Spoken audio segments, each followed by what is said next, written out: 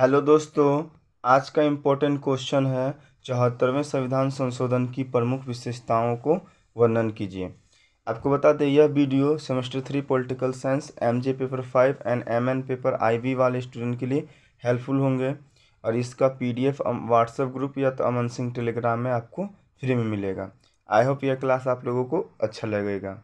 चलिए सबसे पहले क्या करना है, हमको इंट्रोडक्शन से आंसर को स्टार्ट करना है। चलिए देखिए किस तरह से ईजी वे में इंट्रोडक्शन दिया जाता है। पीवी नरसिम्हा के शासनकाल के दौरान 74वें संविधान संशोधन अधिनियम के माध्यम से शहरी स्थायी सरकारों का गठन वर्ष 1992 में किया गया था। तो याद रखना है, स्थानीय सरकारों का गठन जो होता है वर्ष 1992 में किया जाता है, जो 1 जून 1993 को लागू होता है। यानी गठन 1992 में, ठीक है, और इसका लागू जो होता है 1993 में होता है। ठीक है, ये चीज़ आपको याद रखना।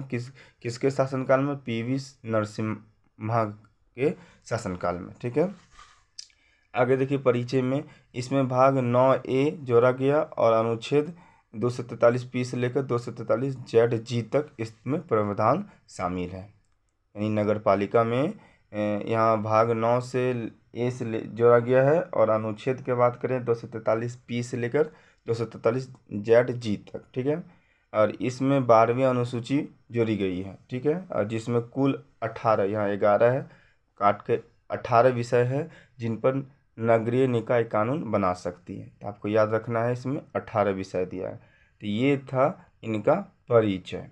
ठीक है, अब परिचय के बाद हम बात करते हैं इनकी विशेषताएं के बारे में। ठीक है, देखिए 74वें संविधान संशोधन की निम्नलिखित विशेषताएं हैं। पहला, नगर पालिकाओं का वर्गीकरण।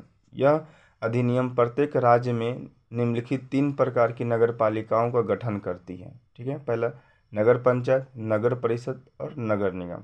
नगर पंचायत 30,000 से अधिक जनसंख्या वाले के लिए, नगर परिषद 1 लाख से अधिक जनसंख्या वालों के लिए बनाया जाता है, और नगर निगम जो होता है 5 लाख से अधिक जनसंख्या वाले के क्षेत्र में बनाया जाता है। ठीक है, इनकी यह पहली विशेषता था कि नगर पालिका का वर्गीकरण मतलब होता है बांट देना, 3 भागों में बांटता है, नगर पंचायत, नगर परिषद और नगर निगम। अब आगे बात करते हैं संगठन। तो नगर पालिका के सभी सदस्यों का चुनाव सीधे जनता द्वारा किया जाना चाहिए। ठीक है, और इस प्रयोजन के लिए प्रत्येक नगर पालिका क्षेत्र को प्रादेशिक निर्वाचन क्षेत्रों में विभाजित किया गया। मतलब हर एक राज्य का अलग अलग है। ठीक है, किया जाएगा, जिन्हें वार्ड कहा जाता है, जिसे अलग अलग भागों में बांटा जाता है उसे वार्ड कहते हैं। ठीक है, अब आगे बात करते हैं वार्ड समिति। तो संविधान के अनुच्छेद 243S में 3 लाख या उससे अधिक जनसंख्या वाली नगरपालिका के प्रादेशिक क्षेत्र के भीतर एक या एक से अधिक वार्डों वाली समितियां आदि गठन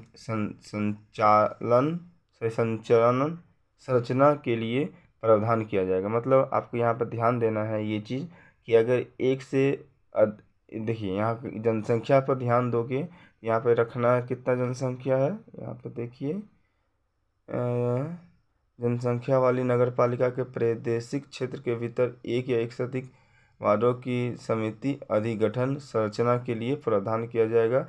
3 लाख जनसंख्या, अगर 3 लाख है या 3 लाख से अधिक है तो एक से अधिक वार्ड वहाँ समिति बनाया जाएगा। ठीक है, ये चीज़ आपको ध्यान देना है। ठीक है, जैसे ward number 1, ward number 2, ward number 3, इस तरह से। ठीक है, ये अनुच्छेद 243S के तहत कहा गया है। ठीक है, अब बात करेंगे सीटों का आरक्षण। अनुच्छेद 243T में सीटों का आरक्षण के लिए प्रावधान किए गए हैं, जैसे महिला का सीट अलग है ना, ST SC का सीट अलग, ये आरक्षण किया जाता है। ठीक है, जैसे अनुसूचित जाति के लिए आरक्षित कुल सीटों के कम से कम 1/3 सीट यथास्थिति अनुसूचित जाति या अनुसूचित जनजाति की महिलाओं के लिए आरक्षित होगा। तो बोले महिलाओं के लिए ST ST के लिए सीट आरक्षित होता है। ठीक है, आगे बात करेंगे नगर पालिकाओं की अवधि। संविधान के अनुसार 243 के अनुसार प्रत्येक नगर पालिका जब तक कि उसे किसी समय प्रबद्ध कानून के अधीन पहले ही विघटित न किया जाएगा, मतलब कोई भी कानून का बिना इससे विघटित नहीं किया जाएगा, अपनी प्रथम बैठक के लिए नियत तारीख से 5 वर्ष तक रहेगी। मतलब ये नगर पालिका भी 5 वर्ष के लिए भी काम करती है, कोई भी अगर बनाया जाता है, बशर्ते कि नगर पालिका को विघटित होने से पहले सुनवाई का उचित अवसर ना दिया जाएगा। ठीक है, सुनवाई का अवसर नहीं दिया जाता है। ठीक है, अब आगे बात करते हैं राज्य चुनाव आयोग। मतदाता सूची तैयार करने तथा नगर पालिका के सभी चुनावों के संचालन का अधीक्षण, निर्देशन और नियंत्रण राज्य चुनाव आयोग में निहित होता है। ठीक है, आगे देखिए शक्ति और कार्य। अनुच्छेद 243 डब्ल्यू में नगर पालिका की शक्तियों की बताई गई है। ठीक है, ठीक है, और नगर पालिका को ऐसी शक्तियां और अधिकार प्रदान किया जाए जो उन्हें स्वायत्त शासन की संस्थाओं के रूप में कार्य करने के सक्षम बनाने के लिए आवश्यक हो, और ऐसे कानूनों में नगर पालिकाओं को शक्तियां और जिम्मेदारियां के हस्तांतरण के लिए प्रावधान हो सकती है। ठीक है, तो इस प्रकार से इसकी विशेषता बता दी। लास्ट में क्या करना, आपको खुद से निष्कर्ष लिख देना है ताकि आंसर आपका बड़ा हो जाए। ठीक है, आपको हर एक चीज़ समझ में आ गया होगा। फिर मिलते हैं नेक्स्ट वीडियो में, तब तक के लिए बाय बाय, जय हिंद, जय भारत।